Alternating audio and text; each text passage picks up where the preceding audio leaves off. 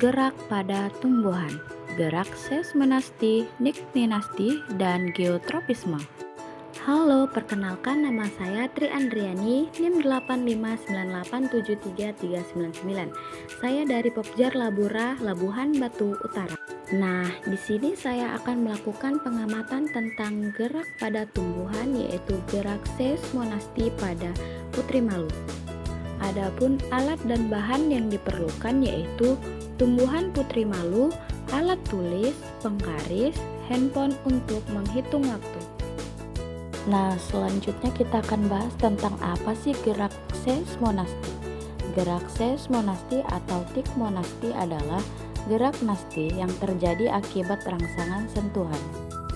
Hai teman-teman, selanjutnya kita akan melakukan percobaan, yaitu melakukan percobaan kepada putri malu dengan sentuhan halus yang akan dilakukan oleh kita sendiri.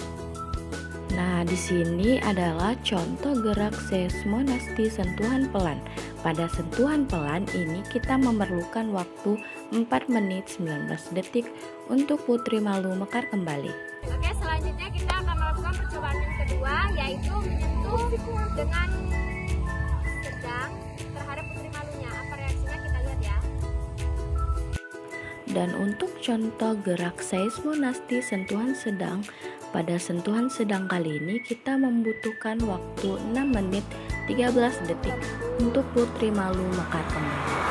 Nah, dan yang terakhir kita akan melakukan sentuhan terhadap putri malu dengan lebih kuat atau lebih keras. Bagaimana reaksi putri malunya? Kita lihat. Nah, pada percobaan terakhir, contoh gerak seismonasti sentuhan cepat.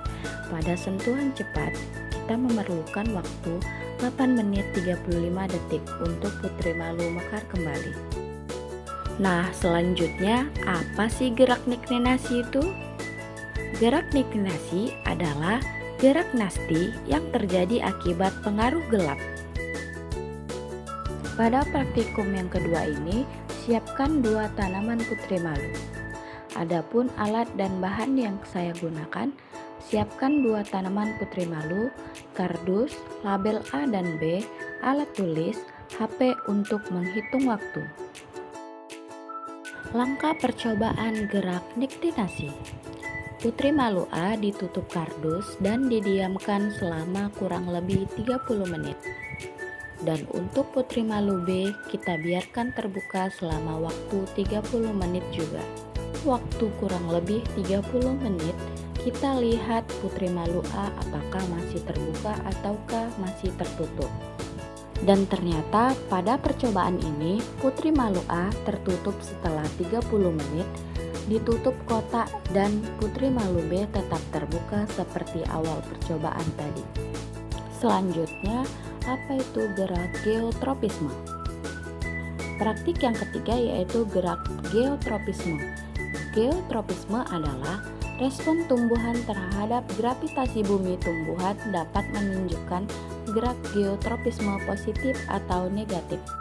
Langkah percobaan gerak geotropisme: disiapkan dahulu kacang merah, air secukupnya, 2 gelas dilabeli A dan B, kemudian beri lubang pada 2 gelas tersebut. Selanjutnya, gelas yang dilabeli A diisi dengan kapas, kemudian juga gelas yang dilabeli B diisi juga dengan kapas. Nah, kemudian kapas di dalam gelas tersebut diberi air secukupnya. Kemudian dari masing-masing gelas tersebut diisi dengan kacang merah. Setelah kacang merah dimasukkan ke dalam gelas yang berlabel A dan B, kita lihat beberapa hari kemudian pertumbuhan kacang merah tersebut. Setelah tumbuh, kemudian pada pot A kita letakkan secara horizontal. Nah, di hari pertama belum kelihatan arah tumbuhan mengikuti matahari.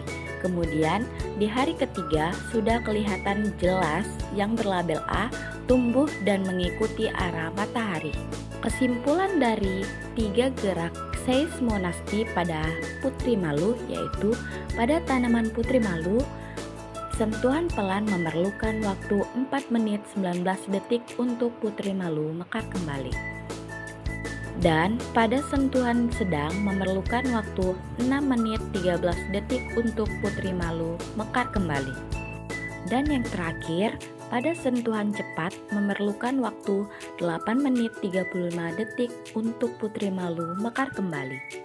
Dapat disimpulkan bahwa gerak nasti pada tumbuhan tanaman putri malu dipengaruhi suasana gelap, karena setelah ditutup selama 30 menit, daun putri malu tertutup. Kesimpulan dari hasil percobaan gerak geotropisme. Dari hasil pengamatan pertumbuhan kacang merah, setelah diletakkan secara horizontal, batang kacang merah tetap naik ke atas mengikuti arah cahaya matahari. Jadi, gerak pada tanaman kacang merah disebut dengan gerak geotropisme negatif.